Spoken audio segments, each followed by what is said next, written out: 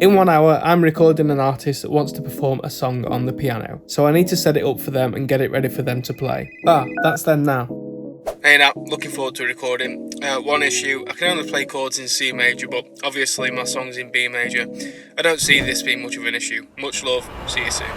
1 hour until we record, and I've got to come up with a way for this artist to play chords in a key that he doesn't even know how to play chords in. I'm going to show them the building blocks to chords in C major so that they can then apply it to the B major scale.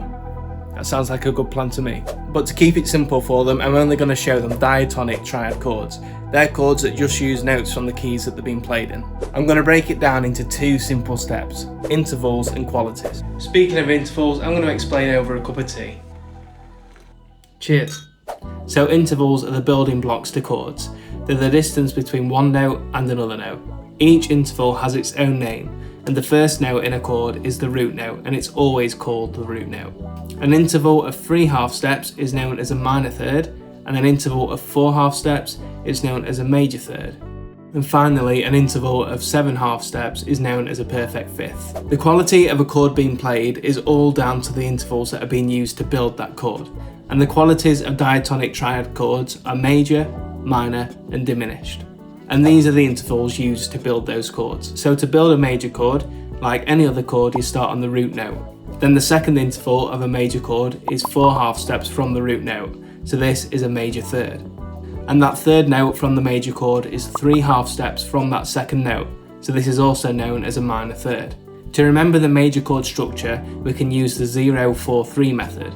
The 0 is the root note, the 4 is 4 half steps from the root note, and the 3 is the 3 half steps from that second note.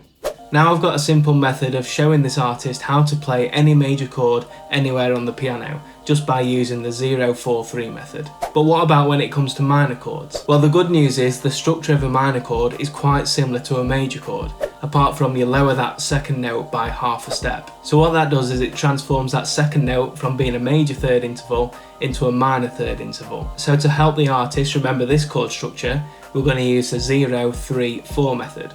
0 being the root note, the 3 being the minor third, and the 4 being the 4 half steps from that minor third. What about when it comes to the third quality, when it comes to diatonic triads? Well, the diminished chord is actually the easiest chord structure to remember when it comes to diatonic triad chords. All it is 0-3-3. It starts on the root note, then it has 2 minor thirds. By the way, I know how triad chords are built, I just need to know how to play them in B major. You've got to be kidding me. I'm not too annoyed because I've got the perfect method that's going to help them apply any of these chord structures to any major scale. A major scale contains 7 notes, which means there are 7 possible root notes for diatonic triad chords within a major scale. And using these 7 notes, we can build 3 major, 3 minor, and 1 diminished chord. Numbering scales helps us to understand chords within a scale much quicker, and it helps us out when it comes to transposing chords to a different scale too. So the 1 of a major scale is major, 2 is minor, 3 is minor, 4 is major, 5 is major, 6 is minor, and 7 is diminished.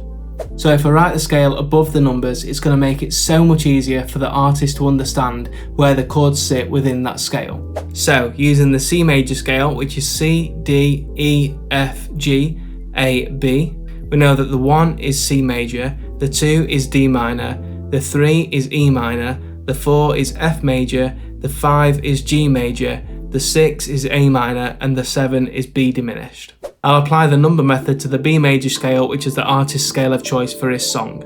So the 1 is B major, the 2 is C sharp minor, the 3 is D sharp minor, the 4 is E major, the 5 is F sharp major, the 6 is G sharp minor, and the 7 is A sharp diminished. So just by using this number method, the artist will know which chords sit where within any major scale. So the artist will have no issues when it comes to transposing chords from C major into B major.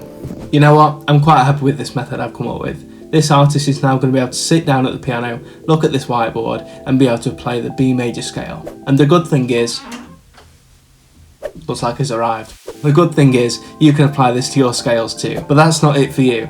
If you want to find out more about key signatures, then I've got the video just for you, and you can check that video out right here.